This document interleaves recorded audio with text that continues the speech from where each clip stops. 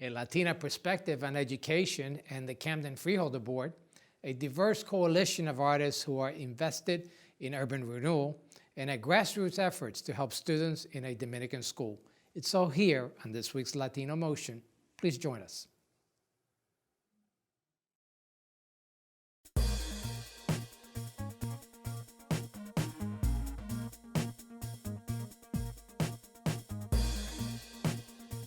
Choose quality, value, distinction. Choose Stockton. Latino Motion with Bert Lopez is presented by Latino Motion Public Affairs Media, a New Jersey nonprofit corporation, and Stockton University. This edition of Latino Motion with Bert Lopez is brought to you by the HD Studios at the campus of Stockton University. Funding for Latino Motion is provided by Atlanticare, healthcare you can believe in. Atlantic City Electric, energy for a changing world. And South Jersey Gas. Welcome to Latino Motion, a weekly interview show highlighting issues impacting New Jersey's Latino community while advancing understanding of Latino cultural heritage and contributions to our society. And here is your host, Bert Lopez. Buenos dias, and thank you for joining us today. My first guest is a dynamic young Latina who is a lead educator in the Camden City School District and also a Camden County freeholder. I want to welcome Carmen Rodriguez. Welcome to Latino Motion. And Carmen, not just a Camden County freeholder, but the very first Latina to hold that post. It's a pleasure to have you here on the show. Thank you, Bert. Thank you for inviting me and having me here today. Well, you wear a lot of hats. Obviously, lead educator for the city of Camden School District and the freeholder. Let's talk a little bit about your freeholder position. And for those of us who may not be as familiar with what the role of a freeholder is, tell us a little bit about that role. Absolutely. As a freeholder, I basically act as the elected body. I represent the people, the elected body that basically governs county government. County government is a level of government in which we do not provide as much in the way of direct services, but for example, I am in charge of the Department of Health and Human Services, and I try to make sure that the services are being delivered to the community, that they are appropriate, and that they meet the needs of the community which I serve, which is Camden County. Let's talk a little bit about what got you interested in politics to begin with. Well, I've always been interested in helping community organize. It started when I was very young. I did have one particular role model who really led the way and opened the doors for me, and that was then Assemblywoman Nilsa Cruz Perez, now Senator Nilsa Cruz Perez. And actually, your mom also, a good friend of mine, also works with Yes, my mother worked for her. She's been a committee woman for many, many years. I was a committee woman a long, long time ago. So they've been engaged in community, in leadership roles for a very, very long time. And through them, helping them, working with them, I developed a passion and a desire to participate in this process. We don't have enough representation that really looks at the people and internalizes the needs of the people and really represents the people. My passion and my desire to go into politics was based on making sure that the voices of the common person is heard. And not just Latinos, you represent the entire county as well. I represent the entire county, and I think that's one of the things that I try to focus on setting me aside. It's that I do have an urban experience, but I do also have a suburban experience. I grew up in the city, I live in a suburb, I taught in cities, I've taught in suburbs, I've taught in various environments, so that I have mixed into all of these different environments. I understand the needs in all of them, and I realize that they're all important and that we need to delve into the issues which each community and be able to address them where they are. Of course, your passion is education. So tell me been. a little bit about your role as an educator for the city of Camden. As a lead educator for the Camden City School District, basically one of my primary functions is coaching. But one of the things that I also bring to the Camden City School District, because Camden City is my home, and the place where I grew up and where the people that I know, I've been able to engage much more fully with the community. I was a teacher in that district for most of my adult life, so I've been able to engage with the teachers and try to bring all of them together so that we could start to look at things a little bit differently. Bringing the parents to the table as part of the solution. The first teachers for our children are parents. So if we are not resourcing our parents, we are leaving behind a very valuable resource. And one of the things that we see, especially with our Hispanic parents, is sometimes they are intimidated by our education process, by our educators. And one of the things that I try to do is create those opportunities where they can come in and feel comfortable saying, can you explain this to me?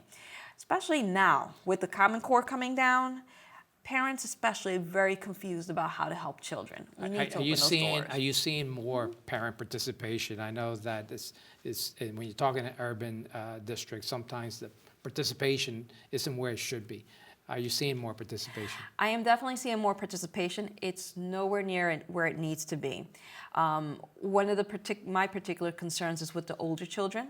It's very hard, especially in an urban district, to get the adult parents engaged. Again, I feel as though part of it is them not knowing what questions to ask and how to help and feeling very limited. And I'd like to encourage parents to still reach out because your teachers do need you.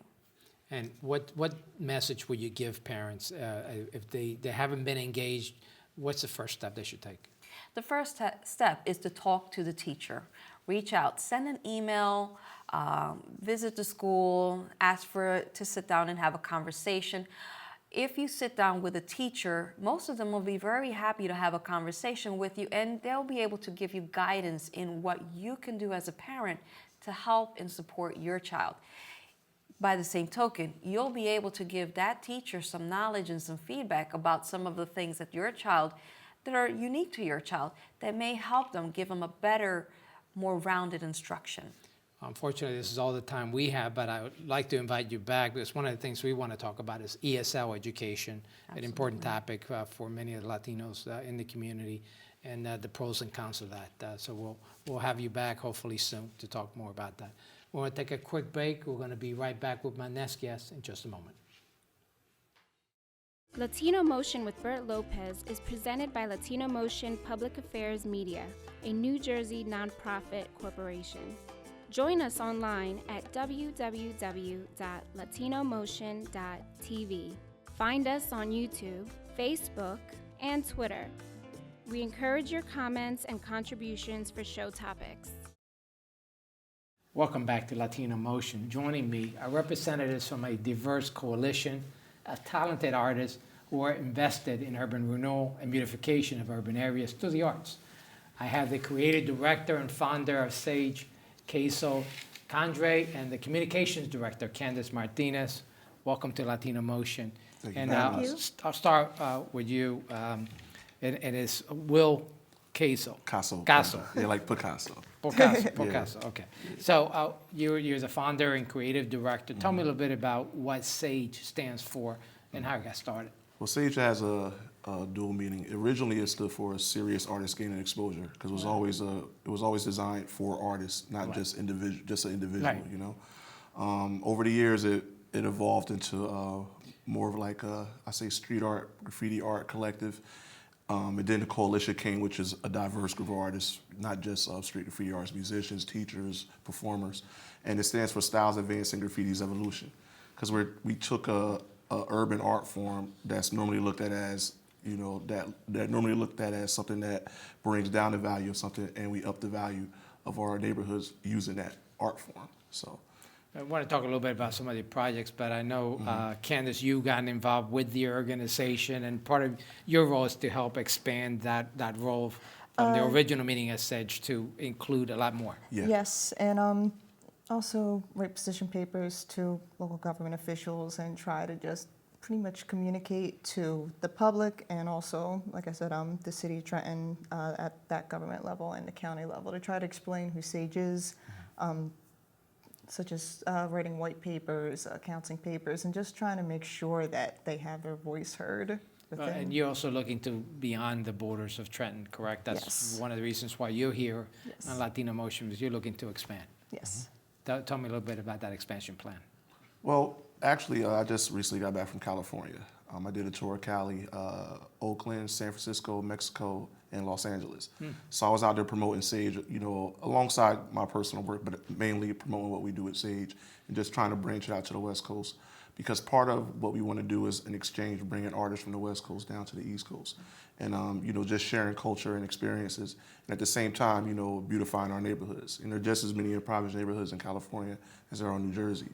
So not just limiting ourselves to one area, taking what we've learned and sharing it with as many people as possible. Because the one thing we have is in the inner city is areas that need culture. That's what the inner city lacks, and that's what Sage brings. We initiate culture. And I know off camera we were talking about how you want to engage the youth. Tell me a little bit about that. A lot of what Sage does, because it's artists that are from the Trenton area, and unfortunately in a lot of other cities, the arts tends to be monopolized kind of by bigger entities, and then the local artists don't have a chance to actually express work representative of the people who actually live there. And one of Sage's objectives was to cultivate another generation of Trenton artists, but also just cultivate artists in general from underrepresented communities, Sage isn't just for Trenton, it's a template that can work in just about any city. But if we're going to speak solely Trenton, it would be cultivating the Trenton artists that were there, but you could move it to Philly. It would work in New York, it would work in LA, it would work in Chicago, it would work in Cairo. So if someone was interested in partnering, and tell me what kind of partners you're looking for. We do have a website as well as a phone number. The website being sagecoalitionnj.com. And we have a couple of numbers we'll put up on the screen. If someone wanted to get engaged and involved, tell me what you're looking for. Well, right now we're looking to branch into programming. Taking our projects. One of the first projects that we did, which we're setting up for right now, is called Windows of Soul, which literally brings out the entire community, and it's one massive art making day, and we take the art and we cover all the abandoned buildings within the community. Wow. So during those projects, we get a lot of families to come out. So now it's branching that out into the school system.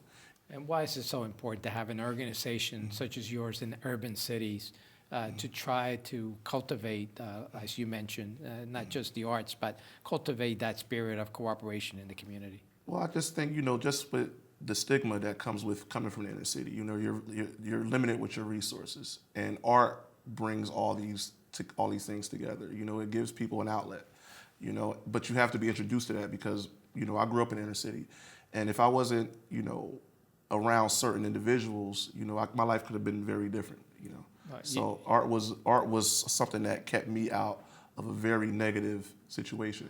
And arts, when you're talking about street arts, is also looked at negatively. Exactly, it's change of perception. You mentioned LA, and I've been to LA, and I see all the graffiti on the bridges and everything else. How do you make that change to try to get more of those street artists to do something more creative that's more favorable to the urban areas? Well, I think the one thing too, a lot of people tend to miss out on is that most of the graffiti artists, like the good ones, are much older, in their 30s and 40s and 50s. Really?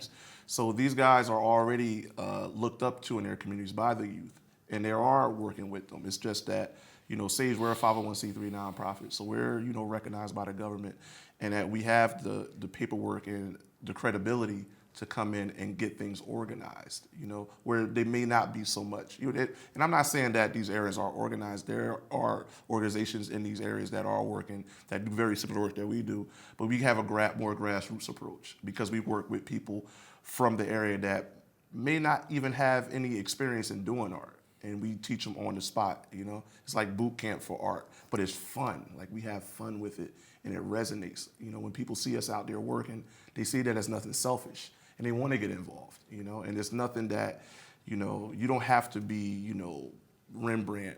It's just the fact that art at the end of the day, it's fun and it's the best therapy. So it could, you can use it as a healing force and bring people together. You mentioned the diversity in terms of the music, the arts, and everything else, but you're also looking for diverse artists in terms of having more Latino participation. Oh yeah, most definitely. Last year we did a project right on North Stockton Street.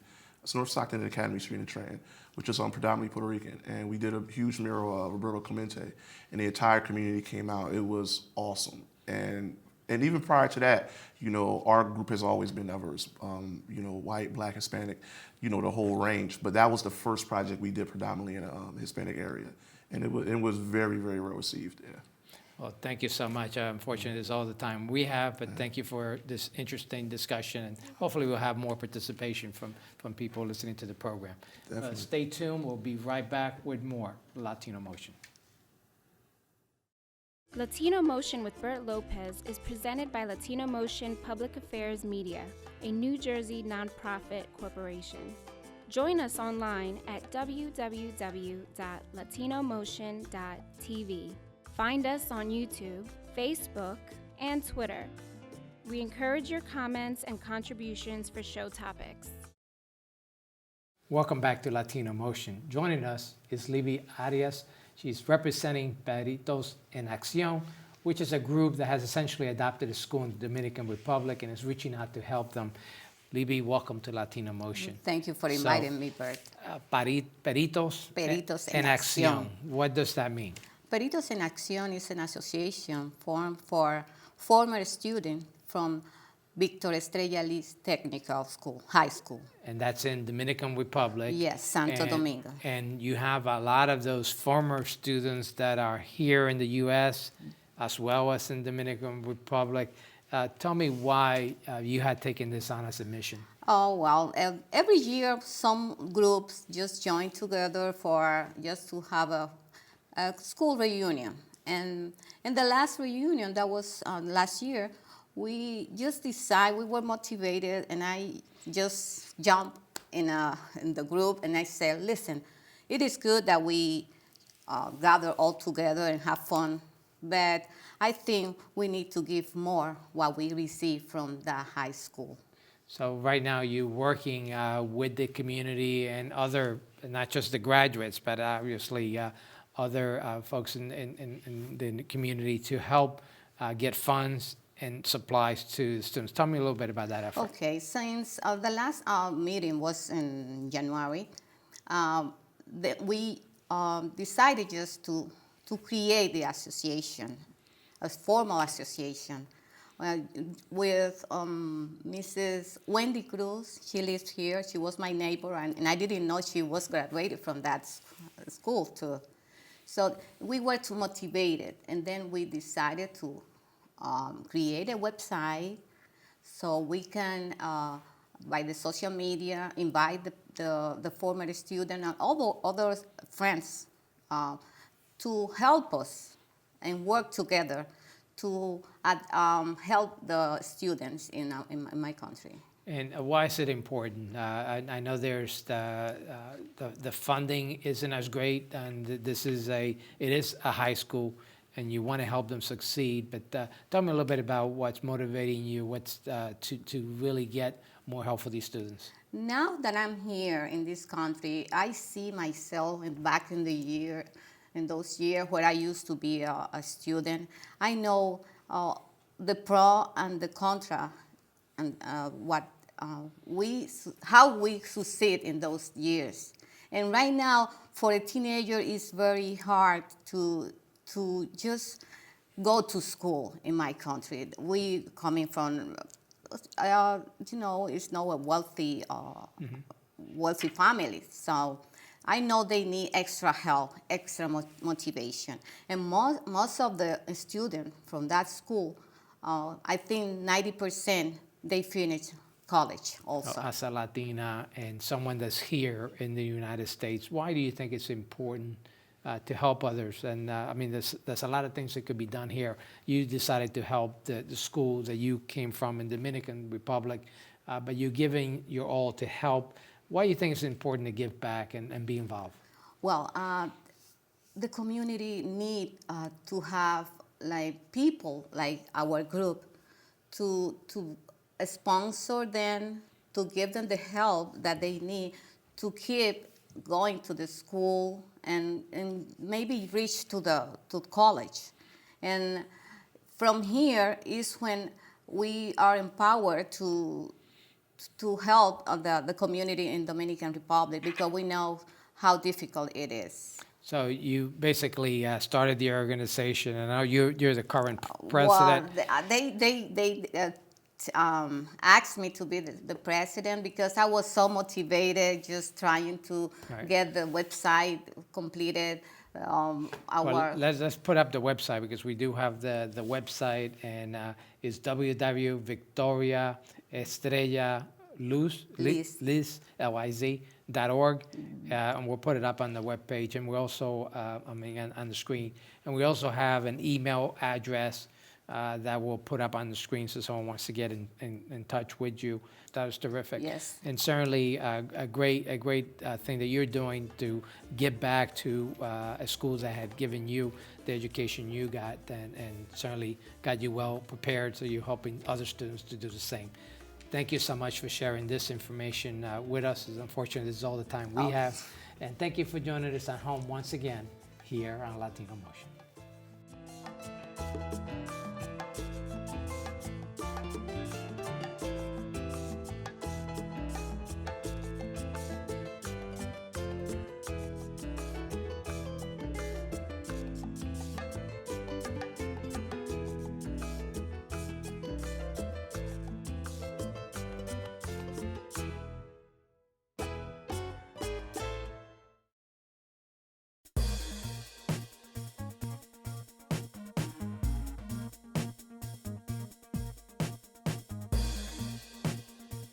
Choose quality, value, distinction. Choose Stockton.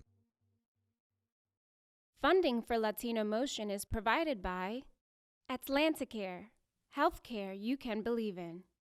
Atlantic City Electric, energy for a changing world. And South Jersey Gas.